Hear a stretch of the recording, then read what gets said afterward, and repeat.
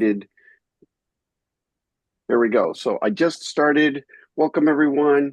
Thanks for joining. We're going to post this on YouTube, but this is an abbreviated 1 hour, actually 40-minute little demo workflow on how I go through and take images from my camera all the way into Lightroom and all the way to editing and exporting. So with that, basically what I've done is I've taken the SD card out and I've placed it into my computer.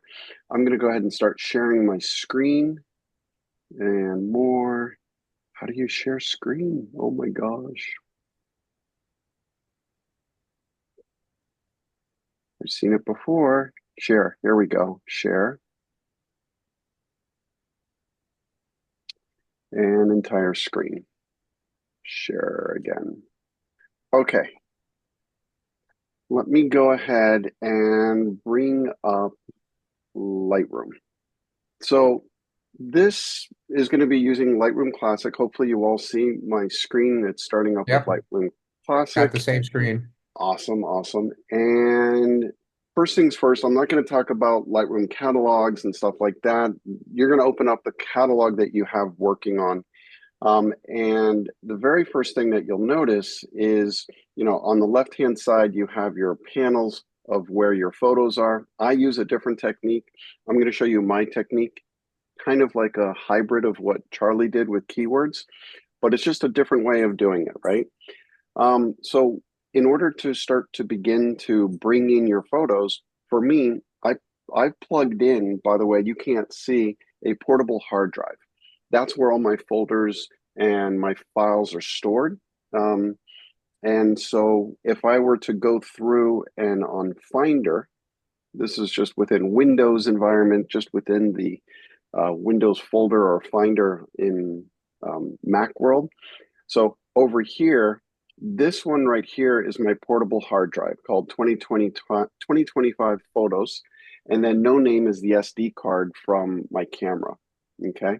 So just so you know, the whole idea is to take the images from here and move them into my portable hard drive. And I'm going to have Lightroom do this work for me. So starting off, what I'm going to do is I plugged in my SD card. My computer said, hey, do you want to read this card? And I hit yes. Then I'm going to click over here on the very bottom left, look Hmm, for import, import. and I'm going to click import. Now, this dialog box then automatically will show all of the hard drives that it sees. My computer, 2025, and no name. No name is my SD card. Mhm. So the SD card, what I've done is over here, I've allowed it to go through, and at the very top, I've chosen import and copy. If you click on this arrow button over here, you can copy as DNG or just straight copy. This is Mhm. on the latest Adobe Lightroom Classic. The previous versions had different options, but basically one was move, the other one was copy. I'm simply just going to go through and use copy. I don't know honestly where the move is, but it's just going to go through and copy.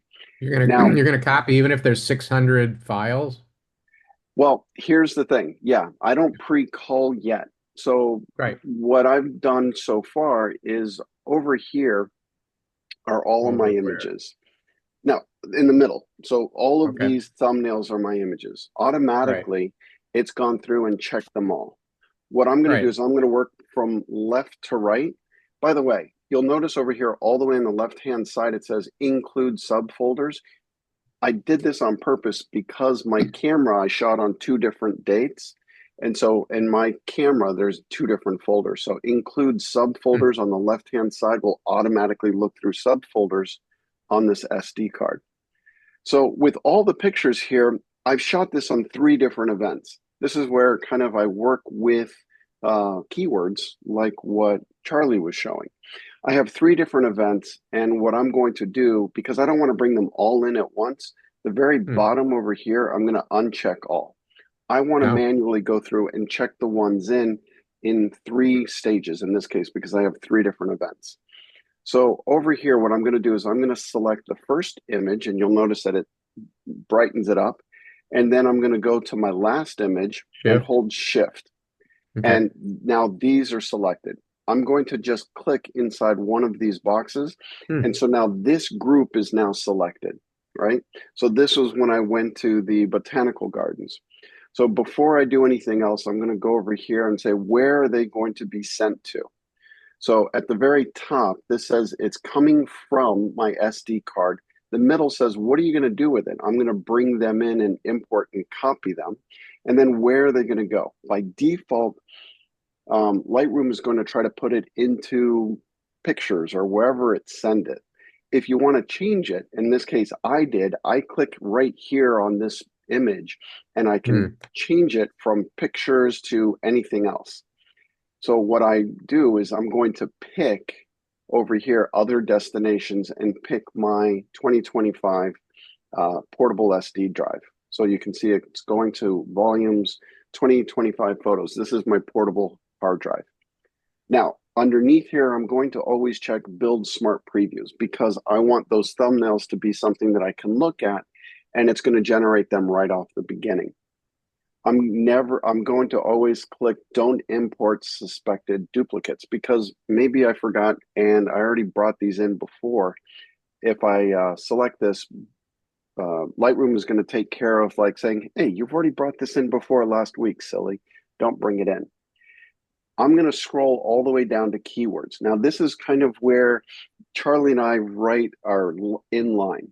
I'm going to use keywords here because this is how I'm going to be able to go through in the future and find these images by using keywords. So over here, I'm going to put in botanical gardens, West Palm Beach. I forgot the name of it, but basically any kind of more information that I can put, I'll put in there. I took it in 2025. I put a comma between everything. The more information I put into this, the better. So I'm going to say nighttime photos or just nighttime, right? So this is kind of like all the different keywords that I might be able to look up stuff. Then I'm going to scroll down. Where is it actually putting it into my 2025? Right now, it's putting it over here under 2025. And I want you to notice the grayed out areas right here. It's kind of hard to see. It says 1214 and 1217 and 12:6. Hey, It's hey, going, Rick, your yeah. face, your icon face is kind of blocking that area. Can you slide your face over? I I use the hide thumbnail at the top. Um, there's that Where's straight line at the very top right, and I just touch that, and then it hides the thumbnail video. straight line at the top? Yeah, there's at the very top of the screen on the right. There's there's a straight line next to the talking Zoom user, and I just reduce the size of his image of that box No. in the upper right hand You corner. see, There's a series of boxes, a series. I'm going to turn off my video, see if that helps. I don't know if that'll help or not. On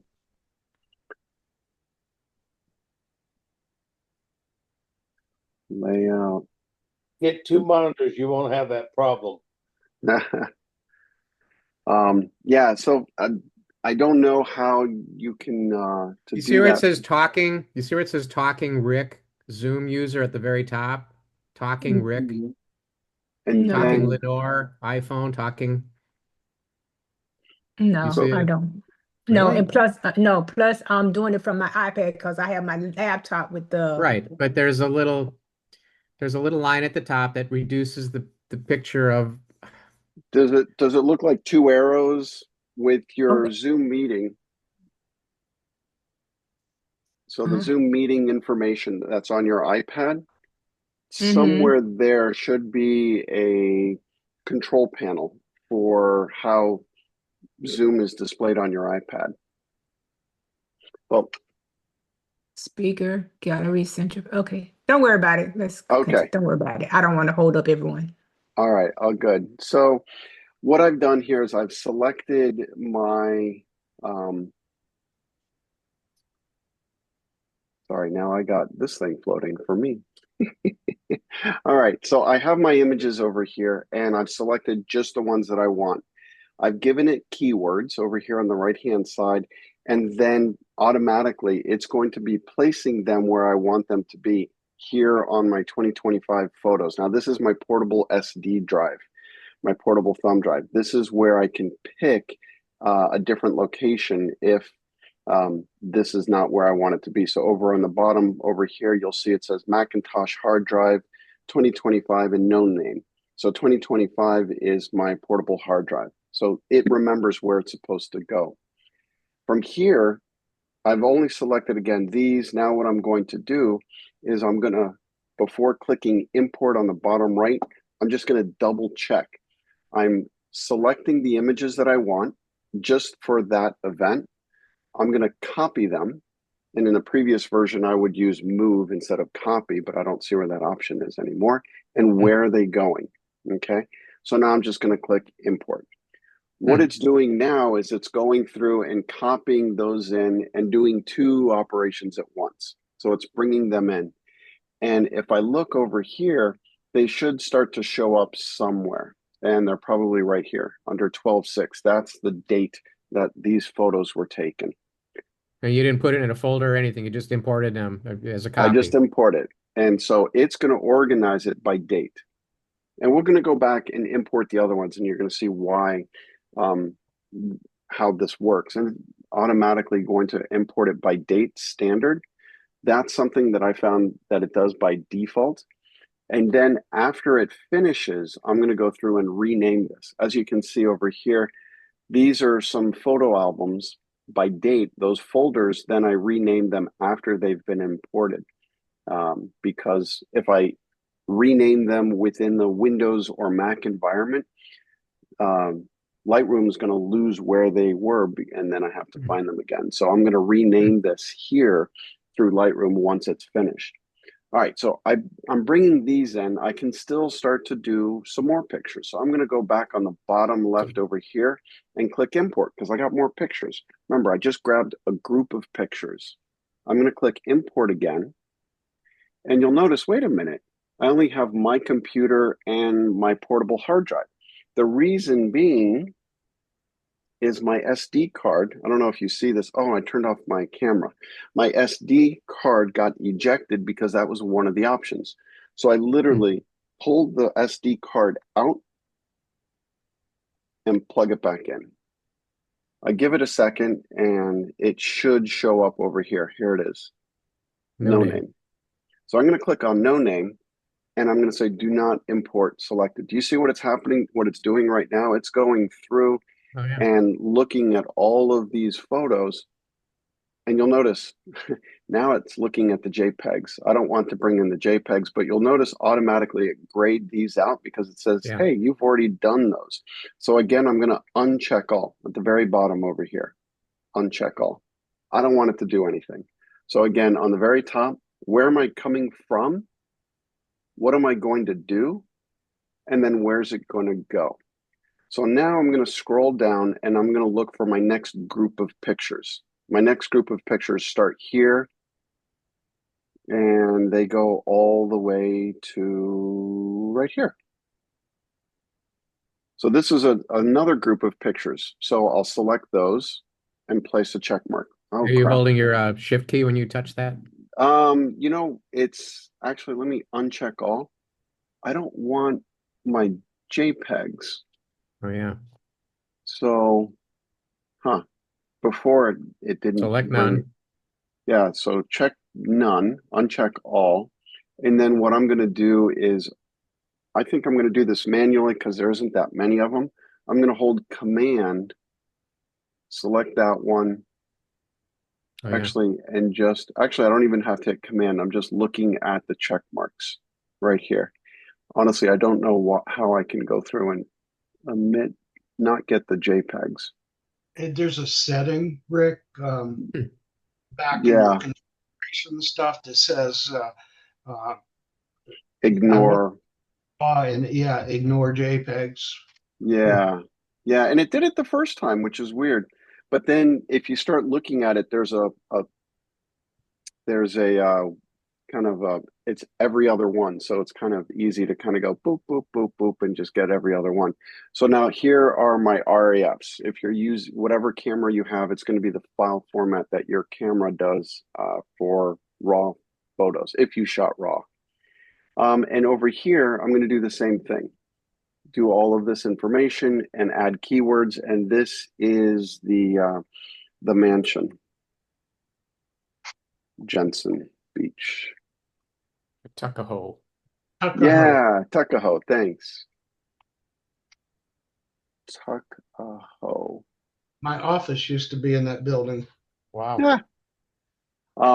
And so here's the thing. So it's creating those folders by organizing by date. So this isn't anything I do. It's just kind of does it automatically. When I go into destination, this is where it's going to put it in, and it's going to create it by date automatically. And the date format, when you click on it, this is what it does. And so by default, I've gone through and I like to organize it by year, month, and then date, because it's easy to kind of chronologically keep this in order. I don't know what your computers might do on your end by default, but this is what I've chosen because it just puts it in chronological order. 2025, the year, then the month, then the date. And again, before I hit import, I'm going to check. Do I just have the things that I want? And in this case, yep, just these few things. What are the keywords that I want? And then I'm going to hit import. And now it's bringing those in. And then I'll go back and do the last little bit one more time. So I probably shouldn't have ejected the SD card because now I got to do this whole thing again, but that's okay. Oh, did you do that, or is that an automatic thing? It automatically checks it. No, I meant have, the ejecting. The ejecting. It automatically ejects it. It automatically ejects it. So now I'll go back, click import again. There was an option over here. I'll take my SD card out. Wait a second, 1,000, 2, 1,000, push it back in. Give it a second for my computer to see it. There's no name. Right here, here's eject after import. Oh. So again, I'm going to uncheck all, scroll down, and now it is just these images here. So I'm going to go boom, boom, boom. Yeah, I'll have to go back and look for where this setting is. So it only gets raw files. There we go. All right. And so this is going to be Jupiter Lighthouse. I went there yesterday. I was like, oh, the new bridge. Oh. And that's it, really. And so again, I'm going to click import on the bottom. So now I should start to see all of the pictures that I've taken, and they're located here. For me, I know my own methodology is if I don't have renamed this folder, then that means I haven't worked on it whatsoever. So over here, this one, for example, is now the first one that I'll start to work on as an example. I'm going to go ahead and now click on it to start working on it. I'm going to go ahead and minimize this panel by simply clicking right here. Here's a arrow key. And I'm going to minimize the one on the right as well. Now I can start to go through and see the images that I photographed. And for me, here's where I start to go through and say, okay, out of these 51 photos, and you're like, how does he know he has 51 photos? Down at the bottom over here, on the bottom left-hand side, you'll see the folder name and how many photos you have. This is where I go through and do my culling to see which photos I want to work on. So this is something that should only take, everyone says it only takes a few minutes, but I find it takes a little bit longer because it's like 15 seconds per picture. I'm going to start going through with my wheel, scrolling through, and I basically start to go through and pick number 3 on my keyboard to give it a 3-star. Everything with 3-star moves forward. So I'm randomly going to start to go through. This looks kind of cool. I'll click on this image and give it 3. I'll click on this image and give it 3. click on this image, give it 3, and you'll see the star rating here. And I'll start to scroll through and click 3. I go back, I took a couple pictures over here. This one looks good, 3. This is interesting because I had a fixed camera lens. I didn't have wide, I had a 50. So I'm going to try something. I took a bunch of pictures like this, boom, boom, boom, handheld, and I'm going to see if Photoshop can stitch them together. Pitch 'em. Yeah, so I'm going to pick this one, this one, this one, and this one. And then I'm going to scroll through. That looks kind of cool. And that looks kind of cool. All right, so I'm not going to bore you with picking any more pictures. So how do I then go to the next step and work on the pictures? I'm in the library module. For me, this is how I go through and I cull. These thumbnails are as big as possible. It's because on the bottom right-hand side is the thumbnails. I can scroll this down even smaller so I can get an idea. Maybe I want to see more of them so I can quickly go through it. I'm like, okay, I got this peacock. I took 4 pictures. I look at them, they're all the same. Select one, give it 3 star. And that's about it. So I'm like, all right, now what? Here, I'm now going to go to my develop module at the very top. So now I've gone through and I said, okay, here's all the pictures. Which pictures do I want to work on? That's the number 3 stars. So at the very bottom over here, you have filters. Right above the thumbnails, you'll notice filters. These are all the different ways that you can start to filter your pictures. Again, I've culled my images and I've randomly picked the ones that I want with 3 stars. So on the very bottom, all the way to the right, look for the little switch. Right now it's off. Off is down. I'm going to click on it to turn it on. From here, oh, it's going to upgrade it. It's going to end in 10 minutes. Okay. From here, I'm going to pick 3 stars. 1, 2, 3. Now, by default, I now have in my thumbnails here just the pictures that I need to work on. Just like that. All right, so how do we start to work on them? I simply click on it and I'll start to work on it. Let me go through a real brief view on how I start to go through. I'm going to pick an image and basically go through and minimize the left side of my screen over here so I can see just the picture. I'm going to make my thumbnails, instead of big, really small because I just need to work on this picture. On the left hand or right hand side is my develop module. So how do I start to go through and develop it? First, I'm going to go through and use the easy method. Some people say it's cheating. I just think it's easy. I'm going to click auto.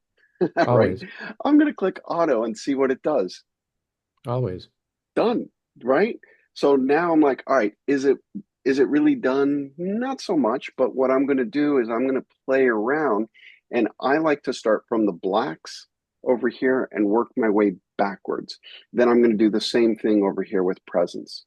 So over here, I'm going to stick on my cursor on black and slide it left or right. You'll notice because it's nighttime high ISO, it starts to get grainy. So I'm going to slide this down until it's where I want it to be, and then do the same thing with whites.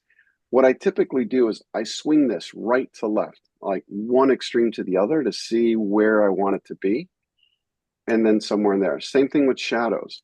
I'll go over here and I'll swing it all the way to the left, all the way to the right.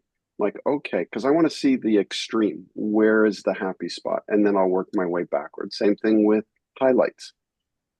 One extreme to the other, and then I'll work my way back to where I want it to be. From here, I can start to go through and change the color temperature if I want to. If I'm not happy with the color temperature, it's going to create some different colors on my image. So what is the real color? I don't know, but whatever I want it to be, I'm the artist. I'm going to leave it right here. So when you're taking pictures of people, when you start swinging this temperature over here, it's going to change the person from cooler to warm.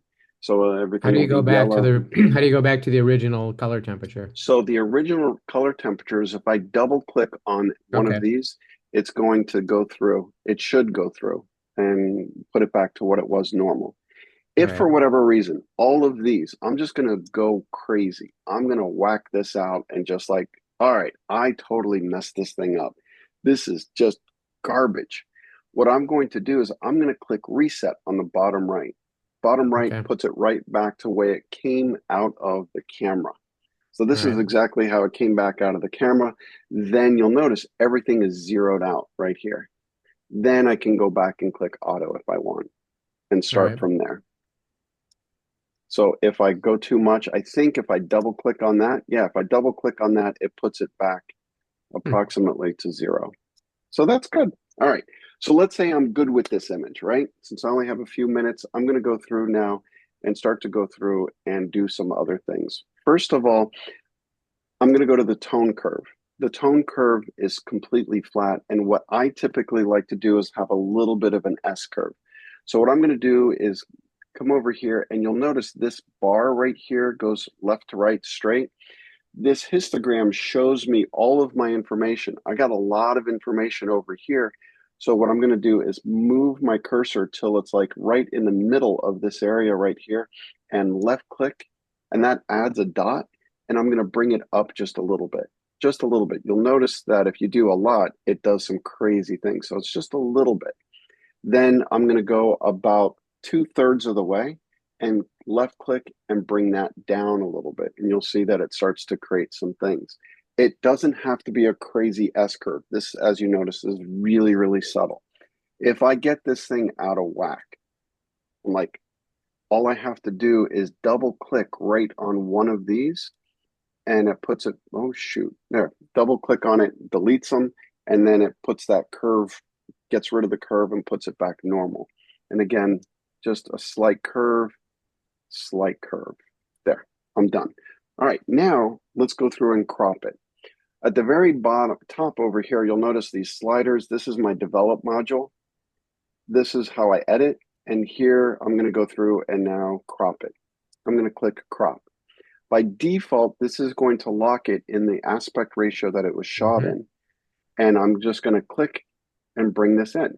But what happens if I don't want it in the aspect ratio? I want to do it my own aspect ratio. I'm going to uncheck this right here. I'm going to click on this lock. When I click on it, now I can start to go through and bring just the bottom up and the left. Bring this down however I want. Maybe I don't want that reflection for argument's sake. When I'm So done, I'll just go ahead. at the same time, can you use consistent proportions like 4:5, 8:10? I Yes. mean, Yep. where is that? Exactly. So Where's over that? here under custom to the left of the lockbox, if I click on Yeah. custom, here Good. are the Good. custom, the regular Perfect. sizes, right? This is for print. So Perfect. in print, I want to keep it a consistent 5:7. So when I click Absolutely. 5:7, there's my 5:7 format. And I'm going to That's what I click want. on one of the corners to bring this down. Right. Now, That's for what I want. me, I have a printer. I print 13:19. So I created a custom setting and I put 13:19 because I can print 13:19. And Right. now over here, I'll make this however I want. And I'm going to lose some information, but I always kind of like the rule of thirds. And I like to have something not in the center, but off to the left or right. When I'm done, I hit the return key. If I go back and I'm like, oh, you know what? I don't like this crop. I'm going to simply go back over here to the crop. I Double click on the click. crop, and now I have the ability to go through and move wherever I want. So let's say I do something extreme. I'm going to bring this in. I want to focus on the center of this head of the dragon. So I brought this in, but now when I move my cursor in the middle, there's a hand. I'm going to left click and hold to drag my image to where I want it to be. This would kind of look kind of cool if it was vertical. So one of the shortcuts I do that's out of the box is X. Click X and it takes the box and rotates it. Again, I'm going to go back. I'm going to put in the typical 5:7, maybe because I want to do 5:7. And I'm going to move this around until I'm happy with something 5:7. I'm like, you know what? This is better as a horizontal shot. So I'm going to go back to X and bring this in. All right, I only got 2 minutes. All right, so now how do we go through and send this out to final JPEG, right? I'm ready. I'm done with this. I've gone through and I've edited my pictures. From here, I've gone through, these are all the pictures that I think I like. When I'm done with it, I go through and I'm going to right click and I'm going to set my rating to 5. 5-star means basically it is ready. It is out the door. Basically, On this I have one image? on this one image. Okay. So I go through and let's say I'm going to edit another image. I've gone through and I edited. I hit number 5, and now I have my 5 images, my 5-star images. So now what I can do, I still have my filter on. I'm just going to go over here to 5. When I select 5, these are the images that are ready for print, ready for sending. And how can Now, you copy all the edits from that first one and paste it on the second one? okay, so to do that, I can right click. We're going to have another class, definitely. Right click, develop settings, copy Copy settings, settings. Perfect. copy, Excellent. select that one, right click, and develop settings, paste. Perfect. That's what Right? that's what I remembered and I liked about Yeah. Lightroom. So now I have both of these images. They're ready to go. They're 5-star. If I go back and I'm like, you know what? This one I screwed up. It's not ready Right. to go 5-star. I'm going to do 3-star. Now I just have this one. I only have 1 minute left. So I'm going to go over here. I'm going to right click, export, select export, and this is going to export it out as a JPEG. I select JPEG, and then typically what I'll do is I will limit the size, and this is 5 megs. So 5,000 is 5 megs. If I'm not doing something for social media, I'll uncheck this and have the quality be 100% JPEG. And then what I've done over here is I've specific folder and existing, ask me what to do, and I click export. Basically, with export to a specific folder, this should prompt me to say, hey, this is where I need to send it. And I'm going to click export. By the way, this is going to end really quickly. So from The here, Zoom meeting? the Zoom meeting, I'm going to click new